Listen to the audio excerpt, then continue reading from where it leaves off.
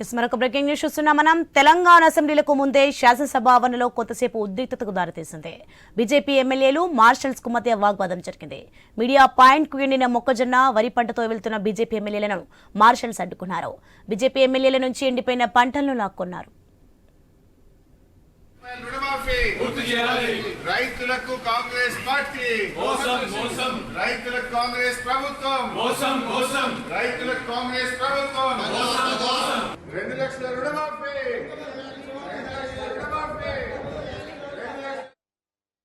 అటు రుణమాఫీపై బీఆర్ఎస్ ఎమ్మెల్యేలు నల్ల బ్యాడ్జీలతో అసెంబ్లీకి వచ్చారు. 2 లక్షల రుణమాఫీ పూర్తి చేయాలని నినాదాలు చేశారు. రుణమాఫీ బూటకం, కాంగ్రెస్ నాటకం అంటూ నినాదాలతో హోరెత్తించారు. మాట తప్పిన సీఎం రాజీనామా చేయాలని డిమాండ్ చేశారు. 2 లక్షల రూపాయల రుణమాఫీ రైతులకు కాంగ్రెస్ పార్టీ రైతులకు కాంగ్రెస్ ప్రభుత్వం రైతులకు కాంగ్రెస్ ప్రభుత్వం 2 లక్షల రుణమాఫీ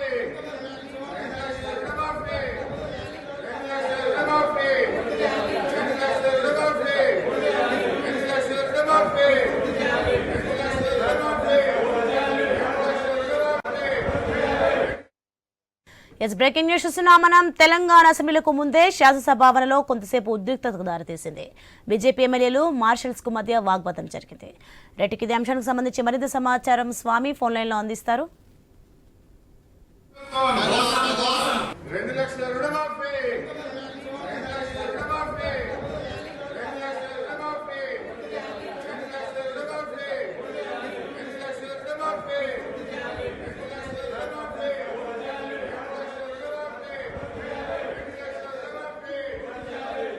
2 లక్షల రుణమాఫీ పూర్తి చేయాలి 2 లక్షల రూపాయల రుణమాఫీ పూర్తి చేయాలి రైతులకు కాంగ్రెస్ పార్టీ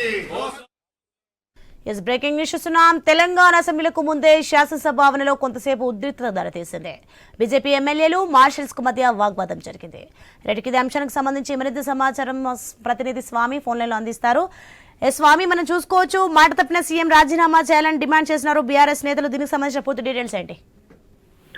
సోని, రాష్ట్రంలో రైతు రుణమాఫీకి సంబంధించి మొన్న వ్యవసాయ శాఖ మంత్రి తుమ్మల నాగేశ్వరరావు వ్యవసాయ శాఖ పద్ధతుల మీద మాట్లాడుతూ రాష్ట్రంలో 2 లక్షల పైబడిన రుణమాఫీ మేము చేయలేదు, 2 లక్షల లోపున రుణమాఫీ పూర్తిగా చేశామని చేసిన ప్రకటన పైన బీఆర్ఎస్ పార్టీ ఆగ్రహం వ్యక్తం చేసింది. ఈ రోజు శాసనసభ ప్రారంభమయ్యే ముందే పార్టీకి సంబంధించిన ఎమ్మెల్యేలు చింద నాయక్, హరీష్ రావు, మాజీ మంత్రులు ఎమ్మెల్యేలు సబితా ఇంద్రారెడ్డి, సునీత లక్ష్మారెడ్డి, మరోవైపు మిగతా కేవీ వివేకానంద గౌడ్తో సహా మిగతా ఎమ్మెల్యేలందరూ కూడా బ్లాక్ బ్యాడ్జీలు ధరించి అసెంబ్లీలో రాష్ట్ర ప్రభుత్వానికి వ్యతిరేకంగా నినాదాలు చేస్తూ లోపలికి వెళ్లారు. ఒకవైపు ఇదే అంశానికి సంబంధించి ప్రభుత్వం మాట తప్పింది, కాంగ్రెస్ పార్టీ ఇచ్చిన మాట తప్పిందని చెప్పేసి ప్రభుత్వం డౌన్ అంటూ నినాదాలు చేస్తూ ప్లకార్డులు పట్టుకొని లోపలికి వచ్చారు. వారందరినీ కూడా మార్షల్స్ అడ్డుకునే ప్రయత్నం చేశారు. మార్షల్స్ కి బీఆర్ఎస్ పార్టీ ఎమ్మెల్యేల మధ్య వాగ్వాదం చోటు చేసుకుంది. అయితే ఇప్పటికీ ఇంకా సభలో కూడా ఇదే అంశం పైన వాయిదా తీర్మానం ఇచ్చారు. ఒకవైపు పత్తులపైన చర్చ కొనసాగుతున్నగానే అంతకు ముందే బీఆర్ఎస్ పార్టీ ఎమ్మెల్యేలంతా కూడా శాసనసభలో రైతు రుణమాఫీ పైన ప్రభుత్వం ఆడిన మాట ఇచ్చిన మాట తప్పింది,